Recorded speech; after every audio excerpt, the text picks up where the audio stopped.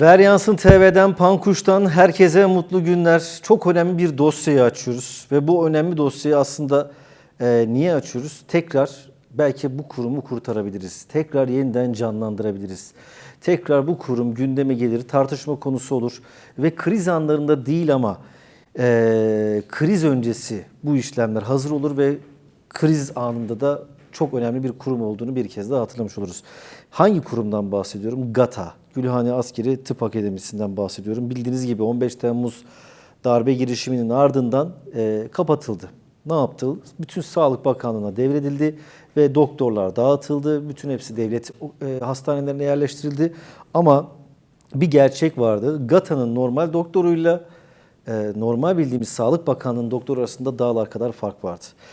Birisi cerrahi müdahale özellikle. Tabii bu konular çok ayrıntılı bir şekilde incelenmesi gerekiyor ama GATA'da ne oldu? GATA nasıl yıkıldı? Fethullahçılar, sadece şunu söylemek istiyorum izniniz olursa. Fethullahçılar yani FETÖ, GATA'yı kullanarak Türk ordusunu yok etmeye kalktı. Ve en çok da başarılı olduğu bu kurum oldu. Neden? Çünkü pilotları bile sadece bir raporla engellediler. Pilot olacakları engellediler. Denize çıkacakları engellediler.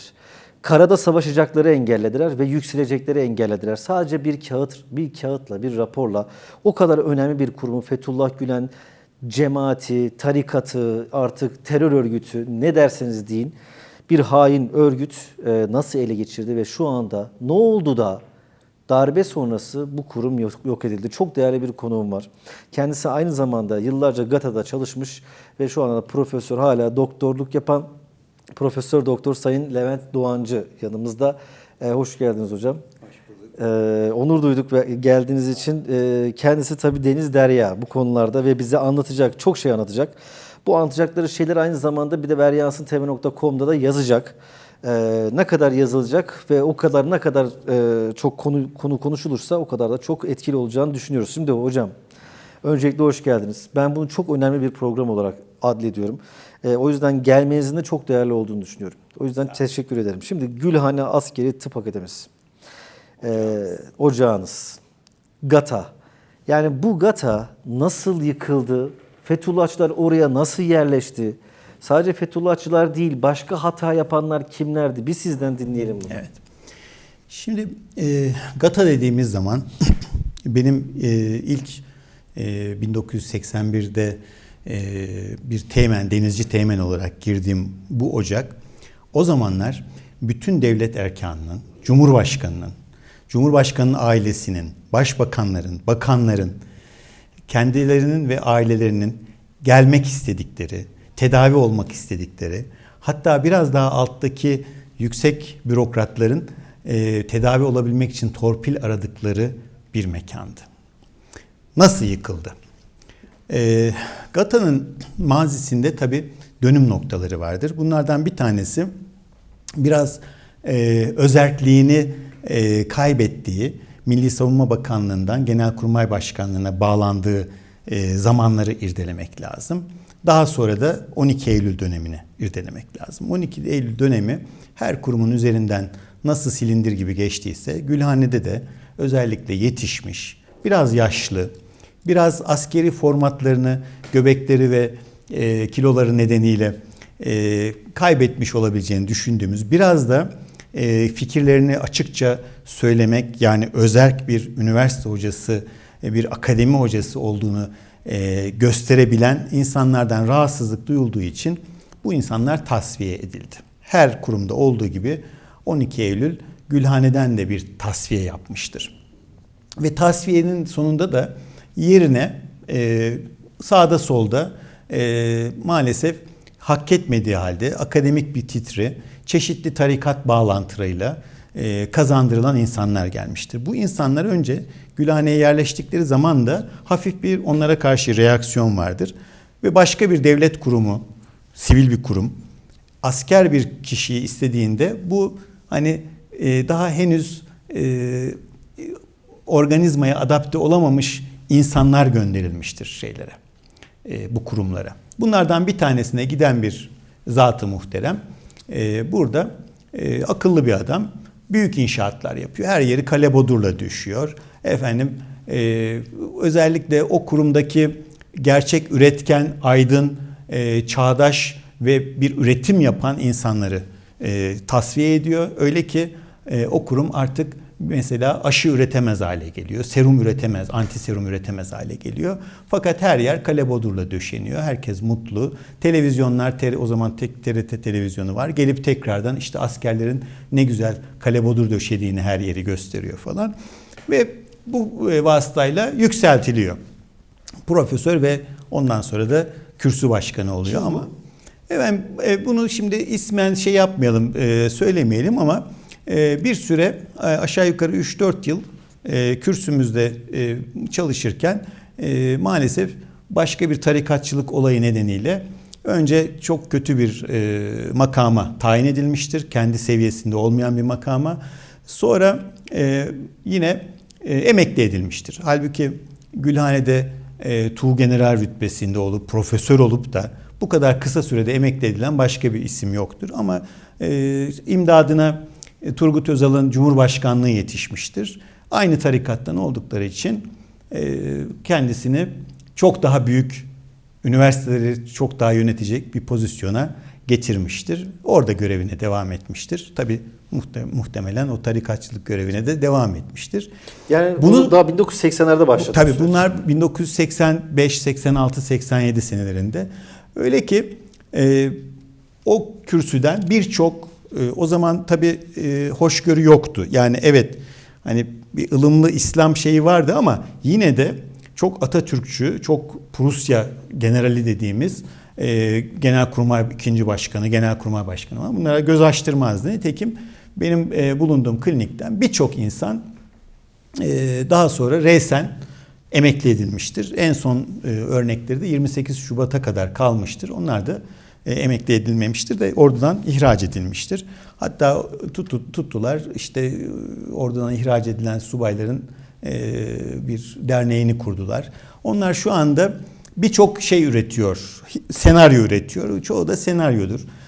Bunların içerisinde maalesef yani atılanların içerisinde aslında direkt onlarla bağlantısı olmayan fakat onlarla çeşitli mali konularda yolsuzluk yapmış insanlar da vardır. Yani hani tek şeyi Fethullah'a bağlamak yanlıştır. Evet Fethullah son ipimizi çekmiştir ama bunlar da vardı. Tabii şöyle bir şey var. Sizin bir açığınız varsa bu örgüt, FETÖ dediğimiz örgüt bu açığı kollar ve yakalar. Nereden yakalar? Bir, cüzdanınızdan yakalar. Eğer yolsuzluk yapıyorsanız bu örgüt sizi o yolsuzlukla tehdit eder. Kendi işlerini, kendi direktifleri doğrultusunda yapmanızı sağlar. İmzayı öyle atarsınız. Gönlünüzden geçmese bile, o örgütle direkt ilişkiniz olmasa bile ama zayıf tarafınız ellerindedir. Bunu kullanır. İkinci şey uçkurdan yakalar. Uçkurdan yakaladığı zaman da perişan eder. Video kasetleri koyar. Nitekim onlar olmuştur ve general seviyesindeki insanlar Gülhane'den ya apar topar ayrılmak zorunda kalmışlardır ya işte 3 ay psikiyatri raporu alıp ayrılmak zorunda kalmışlardır. İsteyen bunlara bakabilir. Eşinden boşananlar olmuştur. Efendim öğrencisiyle evlenenler olmuştur ki bunlar kabul edilebilecek şeyler değildir. Tutup da öğrenciniz olan bir insanla ana bilim dalı başkanı iken karınızı boşanıp evleniyorsanız eğer bunun altında mutlaka şeyler vardır ve videoya yakalanmışlardır, video kameralara yakalanmışlardır ve bunların da yaptıkları şeyler tabii maalesef hani sonumuzu getirmiştir GATO olarak. Yani hem Fethullah casusluk yapıyor, tabii hata yapmaya namzet insanlar da var. Tabii. Yani ta 1987'de bizim o tatsızlığın içerisinde bulundum. Ben nöbetçiydim bulundum. Yani özellikle bakmadık ama gelen o zamanki komutanlarımız tabii süratli bir şekilde derhal ilgili hukuk ve istihbarat elemanlarını yolladılar Gülhane'ye. Mesela Sızıntı dergisi çıktı. Asistanların, baş asistanın, yardımcı doçentin dosya dolaplarında Sızıntı dergisi, Said-i Nursi'nin yayınları, işte Said-i Kürdi'nin yayınları bunlar ele geçirince böyle bir bedel ödendi. Mesela tarih kaçtı bu? Tarih 1987. 87. Yani 87'de gizli gizli dolaplarında Evet, sızıntı sızıntı dergileri vardı. vardı. Ve bu yakalananların hepsi bir şekilde uzaklaştı. Fakat bir şekilde daha sonraki iktidar tarafından daha kilit noktalara yerleştirildi bunlar. Ve bunların bir kısmı belki 17-25 Aralık'tan sonra gidiş yollarını farklı göstererek hala içimizdeler aslında. Yani şöyle içimizdeler, hani belli yerlerdeler aslında. Dolayısıyla hani hukuki bir prosedüre başlatmamak için bunların isimleri var. Zaten isteyen rahatlıkla bulur ama biz burada telaffuz etmeyelim. Maalesef bunların yükselmesi, akademi ortamında yükselmesi de engellenemedi. Yani şimdi bir akademisyenin üretken olması lazımdır, dürüst olması lazımdır. Yani akademik dürüstlük çok önemli. Etik olması lazımdır, tarafsız olması lazımdır ki doğru dürüst bir bilim üretebilsin. Yani bilimin olmazsa olmazı bunlardır ama bunlara baktığınız zaman bunlar yalan yanlış yayınlarla, sahtekarlıklarla, intihallerle yükselmişlerdir. Ve bu işi yapan sivil kaynaklarla da son derece yakın temasları vardır. Bunlarla ilgili birçok belge size isterseniz ilerleyen şeylerimizde gösterebilirim. Yani bir taraftan tabii öyle bir zarar veriliyor ki şu anda Türk akademiyasına, gecekondu üniversitelerin, gecekondu fakültelerin açılması, hele gecekondu tıp fakültelerinin açılması bu ülkenin geleceğindeki çocuklarımıza, torunlarımıza çok ağır bir bedel ödettirecektir. Sağlık açısından ağır bir bedel ödettirecektir. Ve bunun da yine maalesef ana kaynaklarından bir tanesi işte bu yapının elemanlarıdır. Bu elemanların bir kısmı 15 Temmuz darbesinden sonra temizlendi. Ama şöyle bir bakıyorum, ağababalar dışarıda ama marabalar içeride. Ve GATA dosyası açılamadı. Bu dosyanın hemen açılması lazım. Niye açılmadı onu? Bilmiyorum. Bu yani yorumlar var, şeyler var. Bunu hani kesin bir şeye bağlamam mümkün değil ama birçok duyum var. İşte borsa diyorlar, şey diyorlar falan. Yani hatta şu anda tekrardan yeniden kendileri bazı hani bu FETÖ'den atılan akademisyenlerin toplanıp bir şeyler yaptığını söyleyebilirim. Şimdi aslında Cumhuriyetimizin temelinde GATA vardır. Bakın Cumhuriyetimizin temelinde mülkiye, harbiye ve tıbbiye. Yani o zamanki tıbbiye zaten Gülhane Askeri Tıp Akademisi. Veyahut da işte o zamanki adıyla Gülhane, işte uzun bir eski Osmanlıca adı vardır. Yani buralardan işte Doktor Hikmetler çıkmış. Yani Kurtuluş Savaşı'nın ve Türk İstiklal devriminin ana kaynakları buradan yetişmiş, buradan filizlenmiş. O bakımdan bu kurum çok önemli bir kurumdur. Yani bu kurumun sadece askeri tıp şeyi yoktur. Modernleşme açısından, Türkiye'yi üretici hale getirme açısından da 1923'lerden sonra çok önemli misyonlar yapmıştır. Öyle ki 2. Dünya Savaşı sırasında savaşan her iki tarafa da çok çeşitli aşıları, çiçek dahil satmıştır. Bakın Saddam olayı olduğu sırada, Saddam'ın ikinci hareketi sırasında Türkiye çiçek aşısını bulamadığı için sağa sola saldırmak zorunda kalmıştır. Danimarka 10.000 dozluk aşıyı öyle bir fiyatla teklif etmiştir ki biz aşıyı tekrar nasıl yaparız diye çeşitli kaynaklara başvurmuşuzdur. Şu anda dünya üzerinde aşı stoklarındaki en iyi aşı Modified Virus Ankara. Yani Ankara modifiye edilmiş virüs aşısıdır. Bunu kim yaptı? Bunu o zamanki adıyla Hıfzı Sağ yaptı. Ama ne yazık ki Saddam olayıyla 2. Saddam harekatı sırasında Türkiye çiçek korkusu yaşadığı sırada aşıyı elde edebilecek hiçbir kaynağı kalmamıştı. Yani o zamanlar aşı tamamen yok üretiliyordu edilmiş. ama şu anda efendim aşıyı bulamıyorsunuz. Yani o modified virüsün bir virüs koleksiyonunu bile bulamıyorsunuz. Biz bir Büyükelçilikteki güvenlik mensubunun yapılan aşısından elde ettik bunu.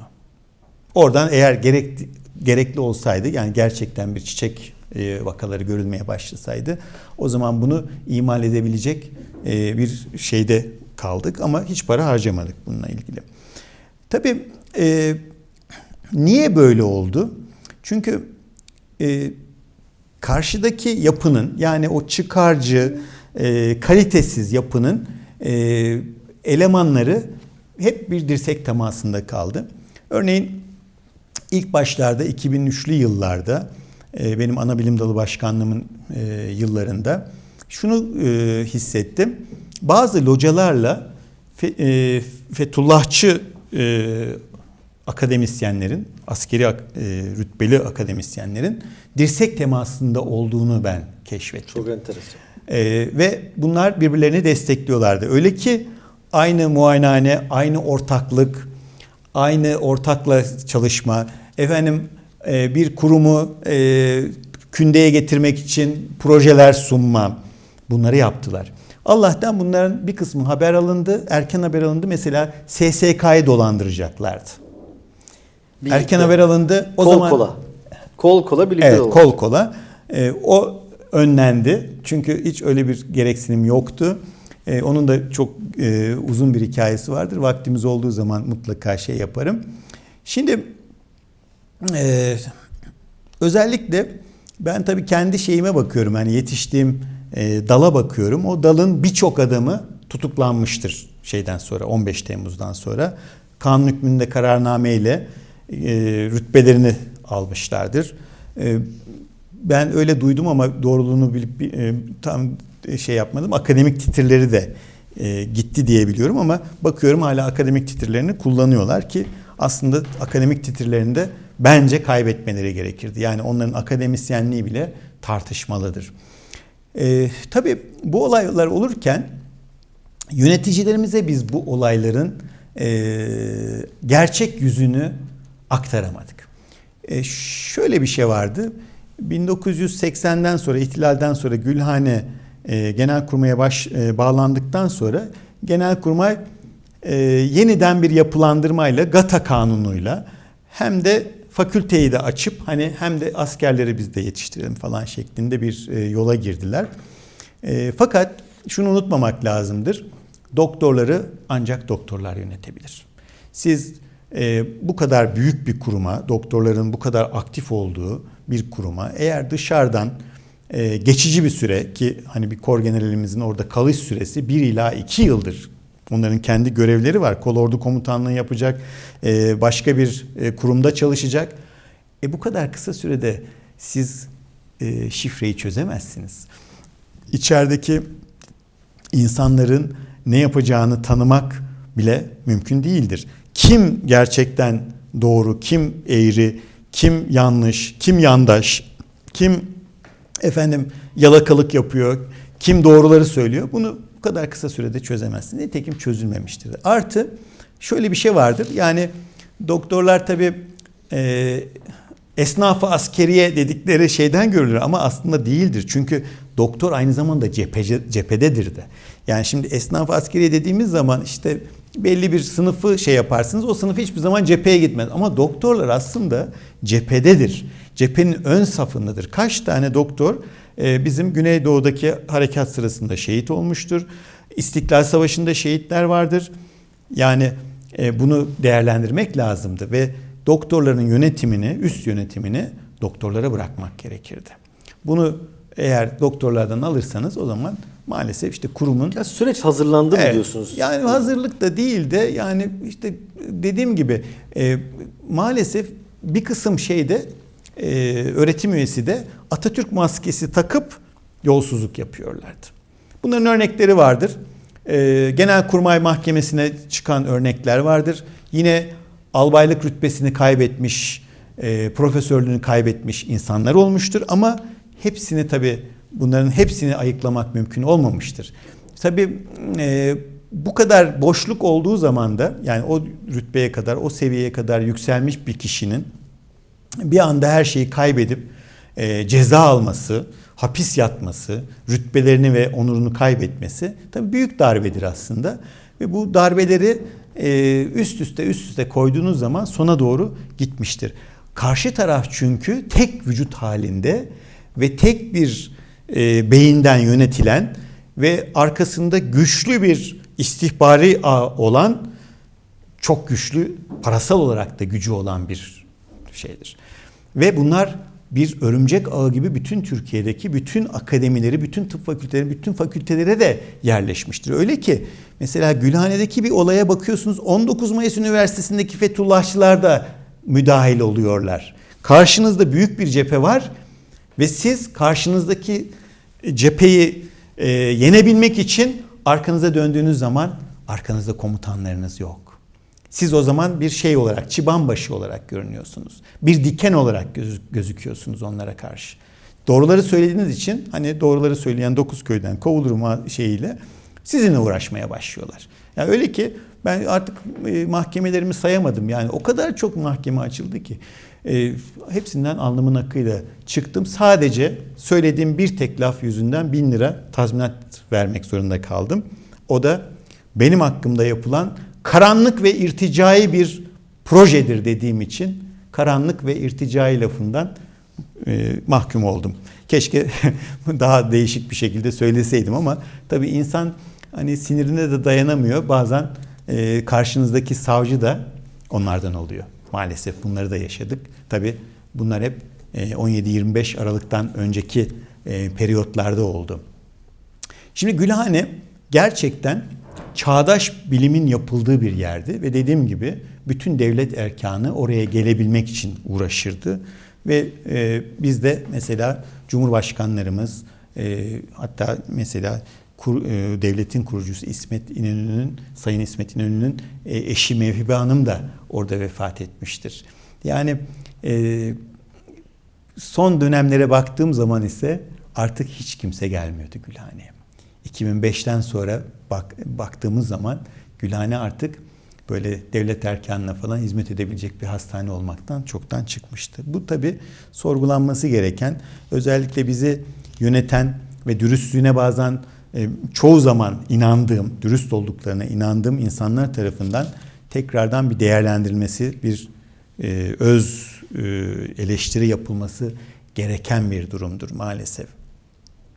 Şimdi karşıdaki yapıya bakıyorsunuz. Kimler dirsek temasında? Dediğim gibi localardan dirsek teması var. Ne zaman ki onların bir üstadı azamı içeri alınınca onlar feryat etmeye başladılar. Efendim yine bazen ülkücü milliyetçi olarak kendini takdim etmiş ama aslında çıkarcı olan, bazen işte Atatürk maskesiyle duran, bunların hepsi bunlara hizmet etmiştir aslında. Ya isteyerek, ya çıkar için, yahut da korktukları için. Çünkü zayıf taraflarını bulmuşlar ve bu zayıf tarafları deşelemişlerdir. Ama Gülhane şu anda yokluğunu çok fazla bedel ödeyerek gördüğümüz bir kurumdur. Gülhane olmalıdır. Askeri tababet olmalıdır.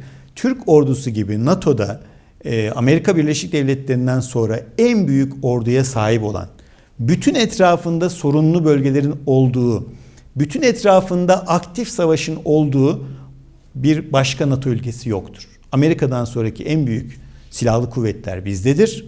Bu büyüklükteki bir silahlı kuvvetlerin, bırakın bu büyüklükteki, Belçika'ya bakın. Belçika'da en kuvvetli tıp müessesesi yine askeri hekimliktir. Yanık merkezi Belçika'da askeri hekimlerin denetimindedir. Sivil vatandaş yandığı zaman gider. Bizde de öyleydi. GATA'nın yanık merkezi herkese hizmet eden, sivile hizmet eden. Efendim şimdi de Gülhane işte bir eğitim hastanesi veya devlet hastanesi. Hayır, olmaz. Orada bilim üretilecekti. Bilim üretilmeye ve askeri tababet bilimi üretilmeye devam edecekti. Çünkü farklılıklar var. Bunu hiç kimseyle tartışmam. Yani dünya ordularının birçoğunda askeri müesseseleri görmüş, askeri tebabeti, askeri hastaneleri görmüş bir insan olarak efendim ne olacak, siviller de yapar diyemeyiz. Askeri doktor bu ülke kurulduğundan beri hatta Osmanlı İmparatorluğu'nun son zamanlarında alırsak her zaman cephededir. Her zaman cephenin hizmetindedir. Bakın Birinci Dünya Savaşı sırasında ordumuzun silahlı kayıpları, yani silahla olan kayıplarından daha çok enfeksiyon kayıpları vardır. Ama bütün enfeksiyoncular o sırada harıl harıl aşı üretmekle meşguldü. Nerede bulacaksınız bunları? Bakın Türkiye şu anda tetanoz aşısını yapamıyor. En son tetanoz aşısı maalesef 1985 yılında Gülhane Askeri Tıp Akademisi'nde üretilmiştir. Ondan sonra aşı üretimi Türkiye'de sıfırdır. Niye? Niye devam etmedi? Efendim ihtiyaç yokmuş. Türkiye Cumhuriyeti gibi 82 milyonluk bir ülkede aşıyı üretmeye ihtiyaç. Hayır. Aşıyı üretmeye ihtiyaç vardır.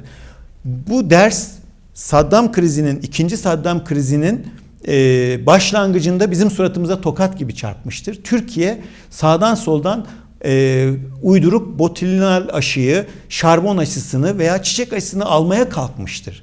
Allah'tan o zaman bizim gibi bu memleketi seven, bu devleti seven, 5 kuruşunu, 5 kuruş dövizi bile harcarken eli titreyen insanlar komutanları ikna ederek böyle bir tehdit yoktur, bunları almaya gerek yoktur, gerekirse biz üretiriz diye söylemişlerdir. Ve komutanlarımız buna inanarak 5 kuruş 5 sent döviz harcanmamıştır. Bu çok önemlidir.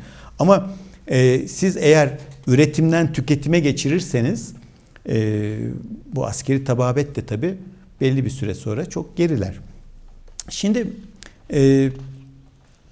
bütün bu olaylar sırasında çok tabii birçok olumsuzluğa şahit olduk. Öyle ki işte profesör albay rütbesindeki insanlar ofislerinde kelepçelenerek götürüldüler. İşte yaptıkları iş yolsuzluk, hırsızlık, ihaleye fesat karıştırma, askeri malzemeyi kendi şeyinde kullanma. O zaman mesela o zamanki Genelkurmay Başkanımıza bakıyoruz. Bizzat takip etti. Muhteşem. Bizzat olayı takip etti. Bizzat olayın takipçisi oldu. Çünkü o kuruma o kadar değer veriyordu ki. İsmini almadan geçemeyeceğim.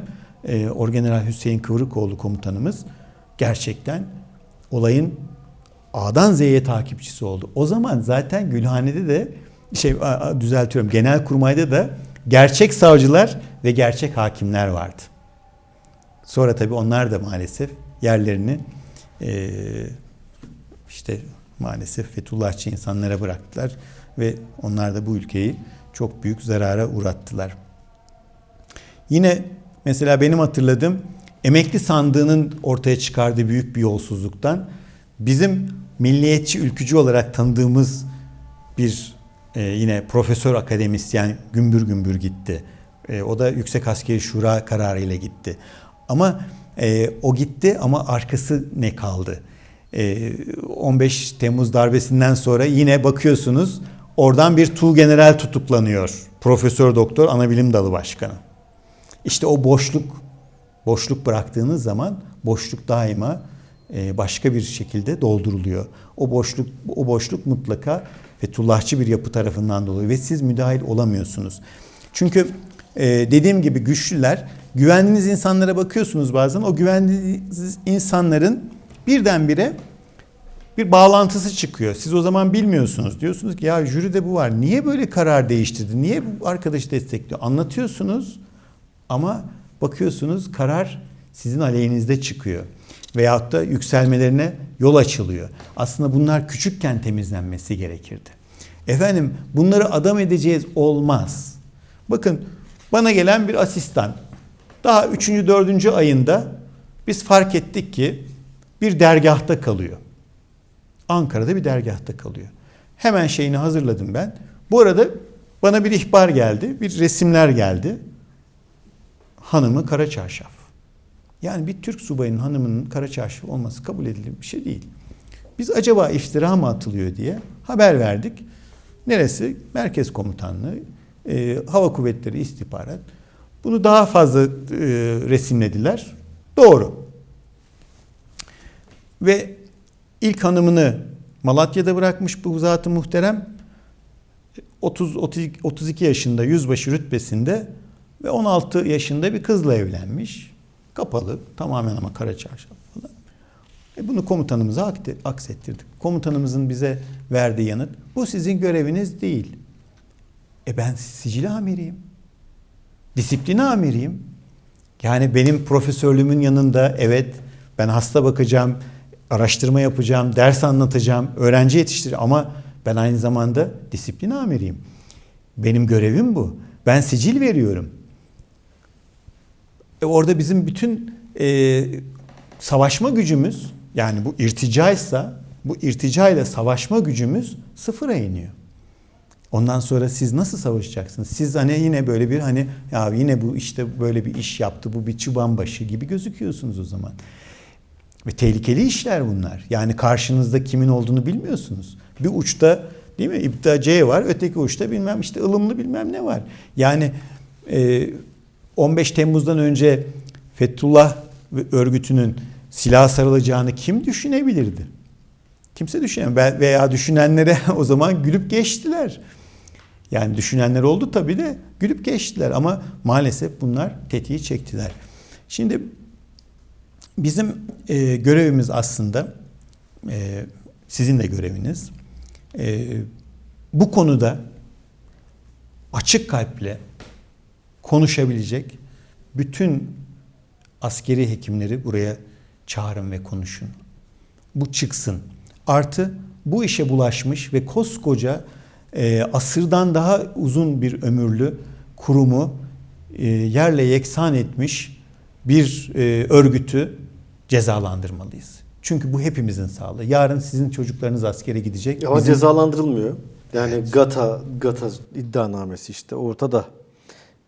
Ya da diğer şu anda GATA'nın durumu hala ortada. Ben şunun için çok önemsiyorum. Barış Pınarı Harekatı yaptık çok yakın bir zamanda. Bu yaptığımız harekata gönderilen doktorlarla ilgili aslında çok ayrıntılı bilgiler var. Ama bu bilgileri şimdi burada söylemek ne kadar doğru bilmiyorum. Ama şunu söyleyeyim en azından. Sivilleştiler bu askeri cerrahlar. Ama sonradan çağrıldıklarında sivil oldukları için gelmek istemediler. Şimdi ne yapacaksınız? Savaş anındasınız ve size ihtiyaç var. Ve bunlar sınır dışına da çoğu zaman çıkamadılar. Şimdi böyle bir ortamdayız. Yani GATA gibi önemli bir kurumun nasıl içi boşaltıldığını anlatıyorsunuz. 80'den itibaren Fethullahçıların nasıl yerleştiğini anlatıyorsunuz. Yani evet. O yüzden çok önemsiyorum söylediklerinizi. Evet. Şimdi bir taraftan onlar var. Bir taraftan maalesef askeri tababette bir de çürük olayları vardı. Bir taraftan da onlarla mücadele ediyorsunuz. Yani o kadar enteresan ki şimdi adam daha asistanken kendini doçent olarak takdim ediyor sağa sola. Niye?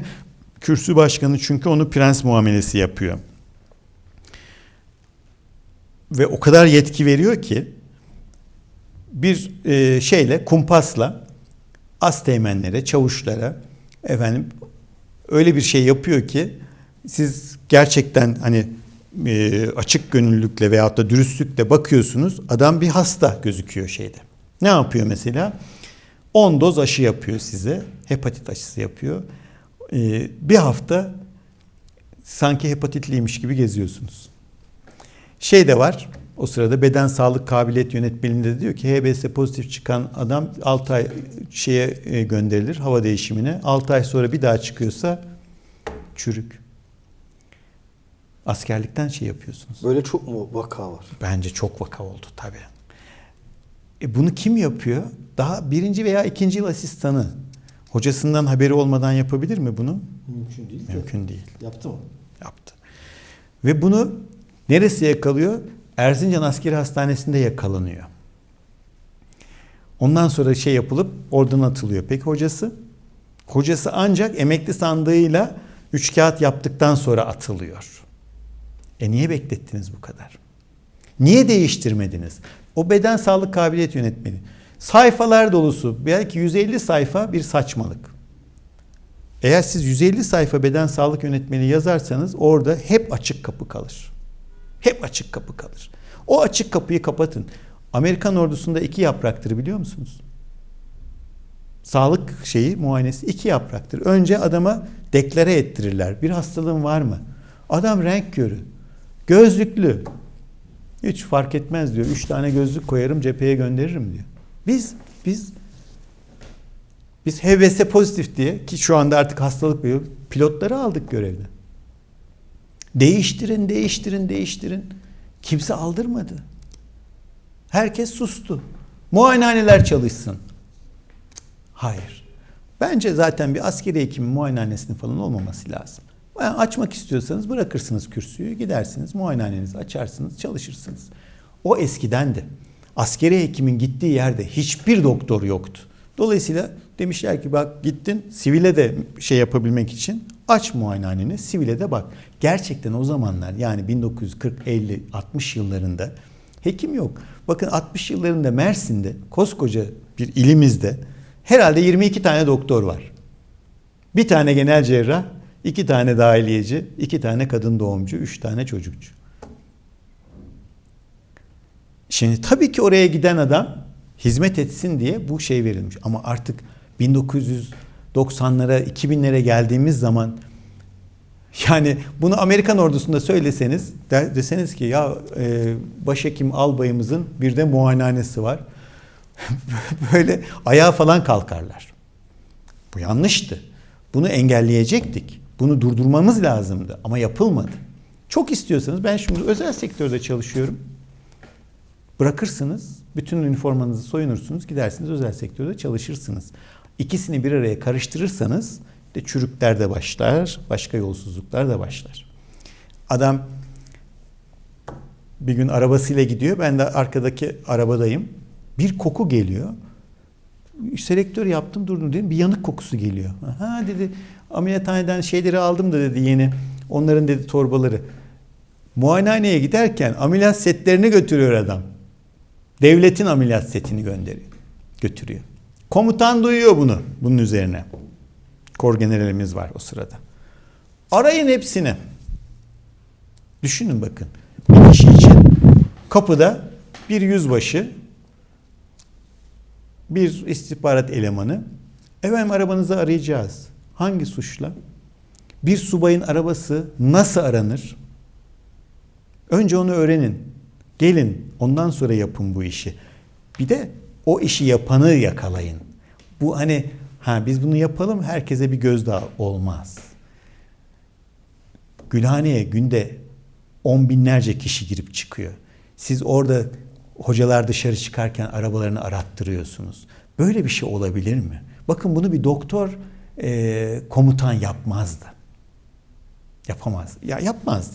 Onu yakalardı. Önce bir kulağını çekerdi. Devam ederse gereğini yapardı. Yani siz bunu yaparsanız bu kurum çöker. Nitekim de öyle oldu. Nitekim öyle oldu. O zaman Fethullah'a o kadar çok uç verdiler ki mücadele etme şansı kalmadı. O zaman şöyle yapalım. Bundan sonraki o kritik, o sonlara doğru gelinen süreci ikinci bölümde yapalım. Ve orada daha da vurucu şeyler söyleyeceksiniz. Asıl zaten giriş, yani aslında mevzunun 1980'lerden başladığı GATT'da çok net anlaşılıyor. Hem kanunların değiştirilmesi hem de Fethullahçıların oraya sızmasıyla alakalı. Evet. O zaman bir başka programda devam edeceğiz. Bunun çok neden önemli olduğunu izledikten sonra zaten daha iyi anlayacaksınız. İlerleyen süreçlerde daha iyi anlayacaksınız. En azından bilmeyenler için söylüyorum. Bilenler zaten biliyor GATT'ın önemini. Başka bir programda görüşmek üzere. Herkese mutlu günler diliyoruz.